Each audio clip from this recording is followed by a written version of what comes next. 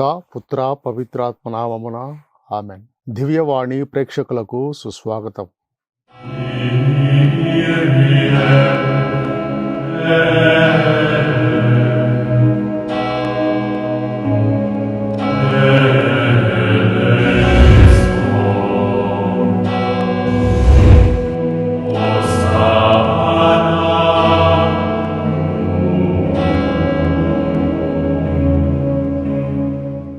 క్రీస్తునాథుని యందు ప్రియ సహోదరి సహోదరులారా, ఒక ఊరికి వెళ్ళడానికి లేక ఒక గమ్యస్థానం చేరడానికి రకరకాల దారులు ఉంటాయి. కాలిబాటన వెళ్ళవచ్చు, లేకపోతే రహదారి మీద వాహనం మీద వెళ్ళవచ్చు, లేకపోతే ఏదో ఒక అడ్డదారిలో వెళ్ళవచ్చు.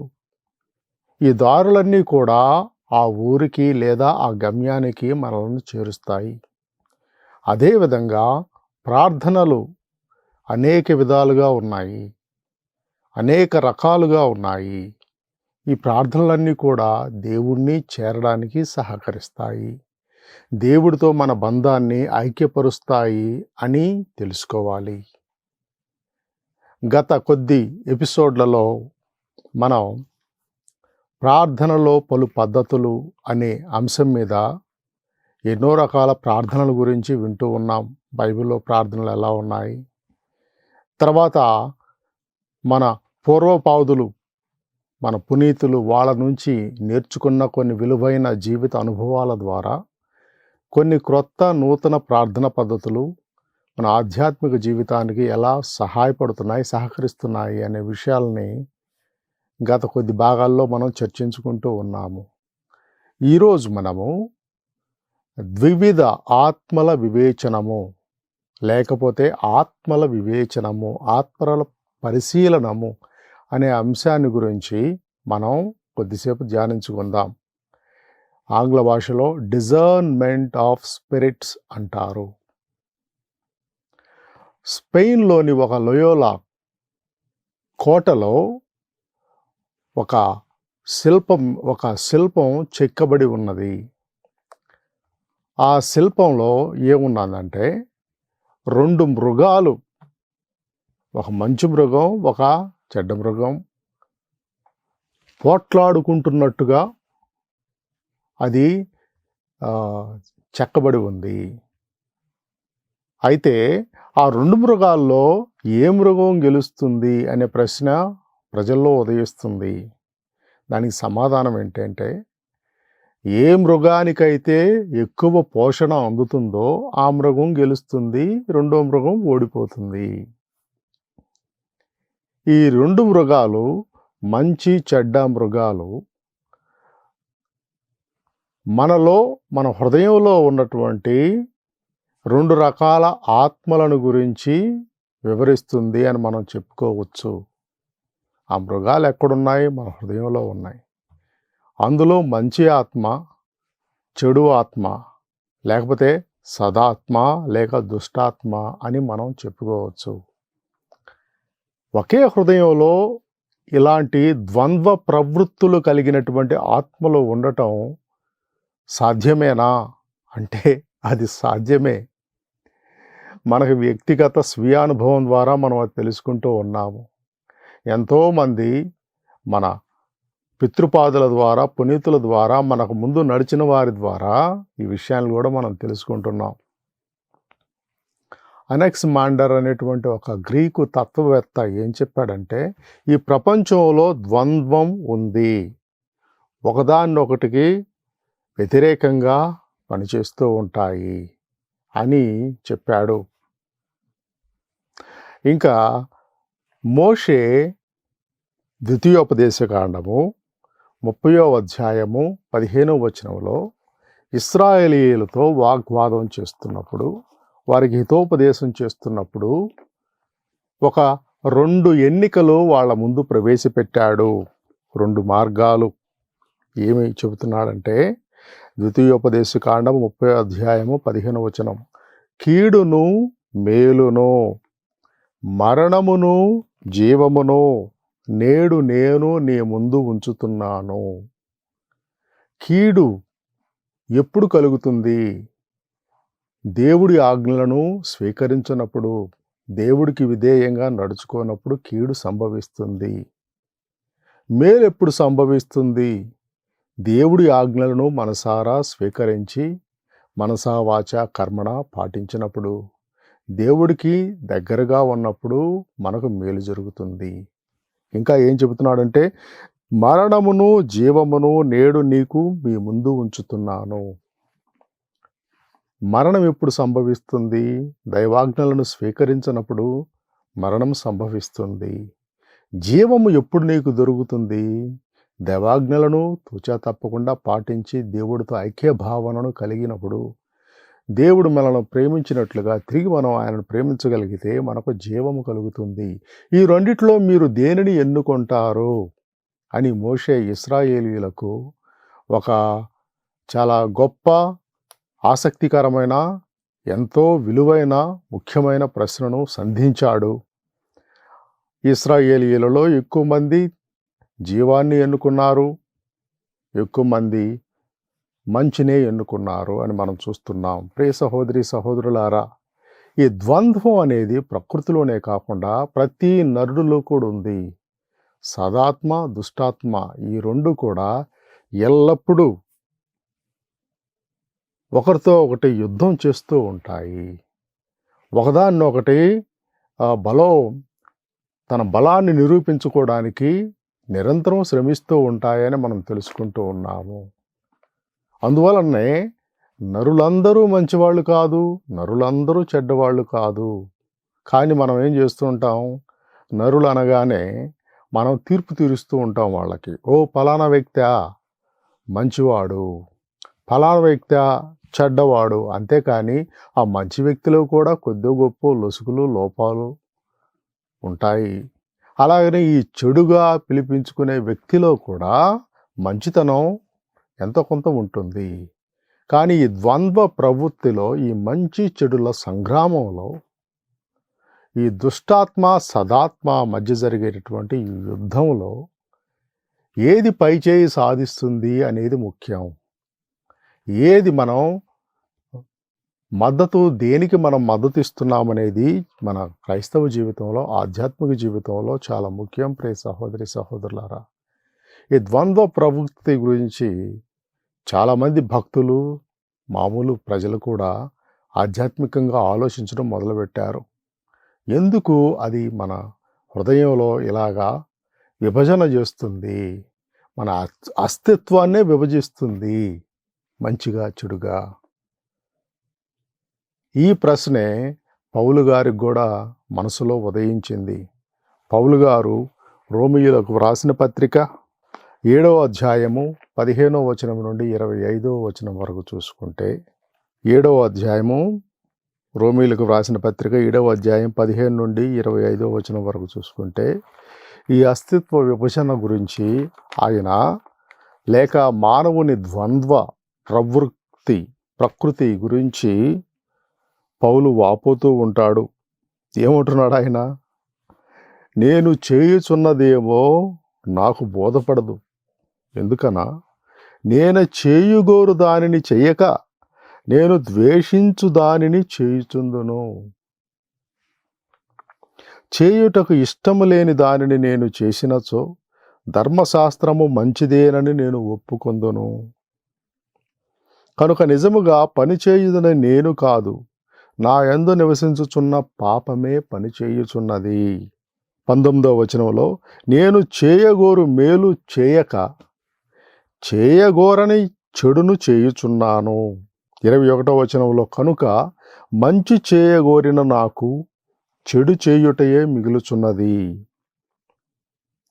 అను ఈ నియమము ఒకటి పనిచేయుచున్నట్లు నేను తెలుసుకుంటుని. ప్రియ సహోదరి సహోదరులారా, ఇంకా 24వ వచనంలో, నేను ఎంత దౌర్భాగ్యుడను, నన్ను మరణమునకు లాగుకొని పోవచున్న ఈ శరీరము నుండి నన్ను ఉద్ధరించు వారెవరు? ఇంకా నాకు విముక్తి లేదా? ఈ ద్వంద్వ ప్రకృతి నుంచి నాకు విమోచన లేదా అని పౌలు గారు బాధపడుతున్న సమయంలో, ఆ మీమాంసలో తలక్రిందులుగా అవుతున్న సమయంలో ఆయనకి జవాబు కూడా దొరికింది. 25వ వచనం ఏం చెబుతున్నాడంటే, మన ప్రభువగు యేసుక్రీస్తు ద్వారా దేవునికి కృతజ్ఞతలు. కనుక నా అంతట నేను నా మనస్సుతో మాత్రమే దేవుని చట్టమును సేవించుచున్నాను, కానీ నా శరీరముతో పాపపు చట్టమును సేవించుచున్నాను అని పౌలు గారు తన మనసులో, హృదయంలో చెలరేగుతున్నటువంటి ద్వంద్వ ప్రవృత్తి లేకపోతే ద్వంద్వ ప్రకృతి, సదాత్మ దుష్టాత్మల మధ్య పోరాటాన్ని గురించి బాధపడుతూ ఉన్నాడు. అది ఆయనను చాలా జాగరూకుడిగా చేసి ఈ దుష్టాత్మ మీద సదాత్మ పైచేయి సాధించేటట్లుగా తన ఆధ్యాత్మిక జీవితంలో ఆయన పలు నిర్ణయాలు తీసుకున్నాడు. దానినే ఇతరులకు కూడా బోధించాడు అని మనం చూస్తూ ఉన్నాము. ఇంకా ఈ ద్వంద్వ ప్రకృతి గురించి, ఈ మంచి చెడు, సదాత్మ దుష్టాత్మ వీటిని గురించి తెలుసుకునే వివేచనము, ఆ జ్ఞానము అది నాకు ప్రసాదించమని సొలొమోను రాజు గారు దేవుణ్ణి వేడుకున్నాడు.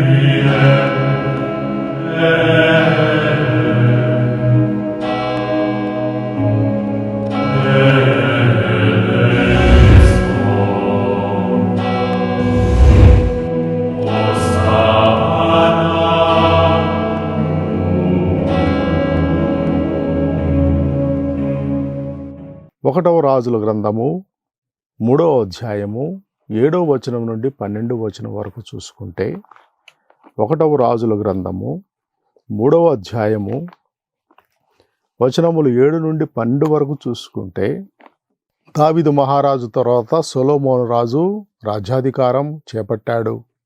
కానీ ఆయనకు ఒక సమస్య వచ్చి పడింది. ఏందంట ఆ సమస్య? ప్రభు, ఇప్పుడు మా తండ్రికి బదులుగా నన్ను రాజును చేసితివి, అయినా నేను చిన్నవాడను.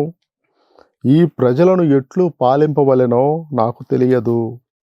నీవు నీ సొంత ప్రజగా ఎన్నుకొనిన ఈ జనులు లెక్క కందని వారు, నేను వీరితో మనువాడను. కనుక నీ ఈ సేవకునకు మంచి చెడ్డలించి పాలించు వివేకమును ప్రసాదించుము. లేదేని నీవెన్నుకొనిన ఈ మహాప్రజను పాలించడం నా తరము కాదు అని తన అశక్తతను దేవుడి ముందు బాహాటంగా, నిస్సంకోచంగా, నిర్భయంతరంగా వ్యక్తం చేసుకున్నాడు. ఈ ప్రజలను పాలించడానికి నాకు మంచి చెడుల వివేచనను ప్రసాదించమని ఒక మంచి గొప్ప వరాన్ని దేవుణ్ణి అడుక్కున్నాడు. దేవుడు ఆయనకు మామూలుగా అయితే ఒక 3 ఎన్నికలు ఇచ్చాడు. ఆ 3 ఎన్నికలు ఏమిటంటే, 11వ వచనం చూసుకుంటే 10వ వచనం దగ్గర నుంచి, సొలొమోను కోరుకొనిన కోరిక ప్రభువునకు ప్రీతి కలిగించెను అని మనం చూసుకుంటున్నాం. దేవుడికి ఆయన కోరిక ప్రీతి కలిగించింది. 11వ వచనం, యావే అతనితో, నీవు దీర్ఘాయువునో సిరి సంపదలనో శత్రు వినాశమును కోరుకొనవైతివి. ప్రజలను న్యాయబుద్ధితో పాలించుటకు వివేకమును మాత్రమును అడుగుకొంటివి. నేను నీ కోర్కెను తప్పక తీర్తును అని ప్రభువు సొలొమోను రాజుకు వాగ్దానం చేశాడు. మంచి చెడులలో వివేచనను, ఆ వరాన్ని ఆయనకు ప్రసాదించాడు. మనం సొలొమోను రాజులాగా ప్రభు దగ్గర గోజాడాలి.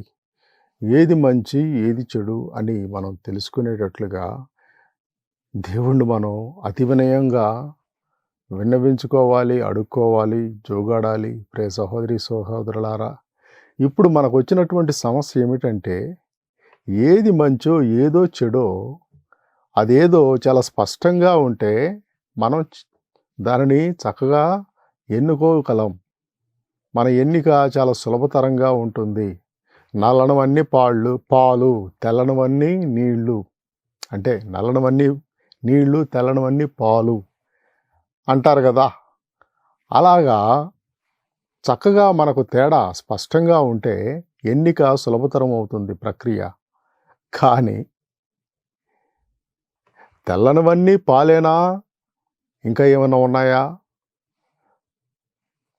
ఈ కాలంలో చూసుకుంటే ఈ కల్తీల వల్ల తెల్లనివన్నీ పాలే కాదు, అందులో సగం నీళ్లు కూడా ఉంటాయి అని మనం తెలుసుకోవచ్చు.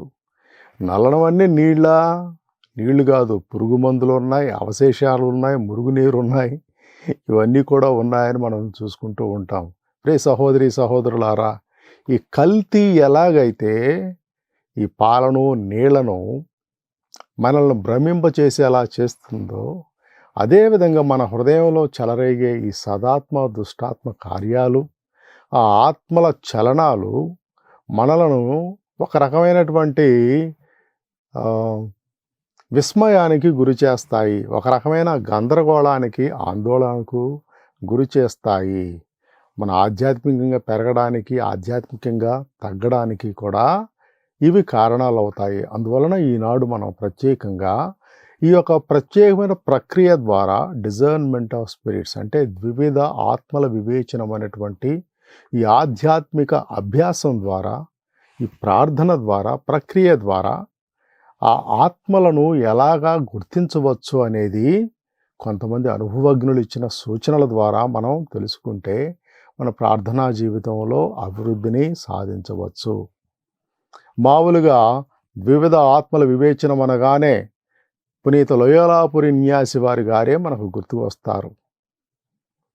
కానీ ఆయనకు ముందే మన పితృపాదులు ఎంతోమంది భక్తిపరులు ఉన్నారు.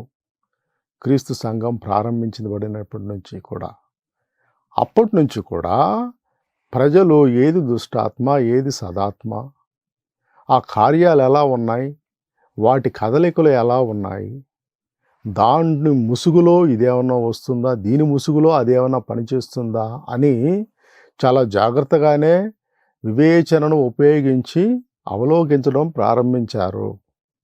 కానీ ఇగ్నాసి వారు ఏం చేశారంటే దానికి మరికొంత స్పష్టతను ఇచ్చారు కొన్ని నియమాల ద్వారా. అందువలన ఇగ్నాసి వారిని ఈ ద్వివిధ ఆత్మల వివేచన అనే ప్రక్రియ ప్రార్థనకు ఆద్యుడిగా మనం ఘంటాపదంగా చెప్పుకోవచ్చని విన్నవించుకుంటూ ఉన్నాను. ప్రియ సహోదరి సహోదరులారా, ఈనాడు పౌలు గారు ఈ విషయంలో మనల్ని హెచ్చరిస్తూ ఉంటాడు. గలతీయులకు వ్రాసిన పత్రిక 5వ అధ్యాయము 16 నుండి 26 వచనాల వరకు చూసుకుంటే, గలతీయులకు వ్రాసిన పత్రిక 5వ అధ్యాయము 16 నుండి 26 వచనము చూసుకుంటే, ఆత్మ శరీరము అంటే సదాత్మ దుష్టాత్మ అని మనం చెప్పుకోవచ్చు. నేను చెప్పునది ఏమనా, మీరు ఆత్మయందు నడుచుకొనుడు, శారీరక వాంఛలను తృప్తిపరచుటకు యత్నింపకుడు. ఏలనా శరీరము కోరునది ఆత్మ కోరుదానికి విరుద్ధముగా నుండును, ఆత్మ కోరునది శరీరమునకు కోరుదానికి విరుద్ధముగా ఉండును. ఈ రెండిటికి బద్ధ వైరము. అందువలన మీరు చేయగోరు దానిని చేయలేకున్నారు. కానీ ఆత్మయే మిమ్ము నడిపినచో మీరు ధర్మశాస్త్రములకు లోనైన వారు కారు అని పౌలు గారు చాలా స్పష్టంగా నిజాయితీగా కొన్ని విషయాల గురించి చెబుతున్నాడు. ఆత్మకార్యాలేంటి, శరీర కార్యాలేంటి, అవి మనల్ని ఎలా నడిపిస్తున్నాయి, మనల్ని ఎక్కడికి తీసుకువెళ్తాయి అనే అంశం మీద చాలా విపులంగా ఇందులో చర్చించాడు పౌలు గారు. 19వ వచనం నుండి చూసుకుంటే, శరీర కార్యాలు స్పష్టమే. అవి ఏమిటి? జారత్వము, అపవిత్రత, కాముకత్వం, విగ్రహారాధన, మాంత్రిక శక్తి, శత్రుత్వము, కలహము, అసూయ, క్రోధము, స్వార్థము, కక్షలు, వర్గతత్వము, మాత్సర్యము, త్రాగుబోతుతనము, విందులు, వినోదాలు, ఇవన్నీ కూడా శరీరానికి సంబంధించిన కార్యాలుగా పౌలు గారు పేర్కొంటూ ఉంటాడు. అంటే దుష్టాత్మ కార్యాలుగా పౌలు గారు పేర్కొంటూ ఉంటారు.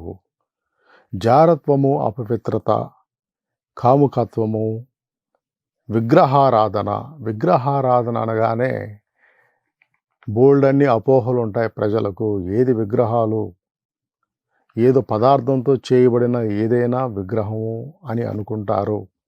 దేవాలయాల్లో పెట్టే విగ్రహాలు అనుకుంటారు. అసలైన విగ్రహాలంటే అవి కాదు ప్రియ సహోదరి సహోదరులారా. నీలో ఉన్న ధనవాంఛ అదొక విగ్రహము. నీలో ఉన్నటువంటి నీ యొక్క ఆపేక్షలు అవన్నీ ఉంటాయి.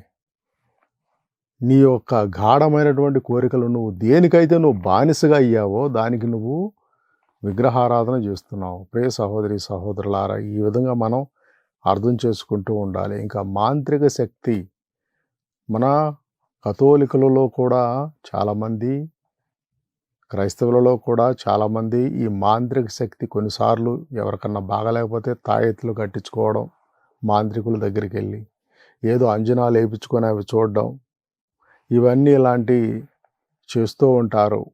అది దేనికి వ్యతిరేకంగా వెళుతుందంటే దైవ కృప మీద, దైవశక్తి మీద నమ్మకం లేకుండా మనం ఇలాంటి వాటిని ఆశ్రయించినప్పుడు అది దైవాన్ని సంశయించినట్లు అవుతుంది. అందువలన పౌలు గారు దీనికి వ్యతిరేకంగా చెబుతున్నాడు మాంత్రిక శక్తి అని. శత్రుత్వం లేనిది ఎవరికండి ఈ కాలంలో? శత్రుత్వం లేని వాళ్ళు ఎవరన్నా ఉన్నారా? అజాత శత్రు ఎవరన్నా ఉన్నారంటే చాలా ఆశ్చర్యం.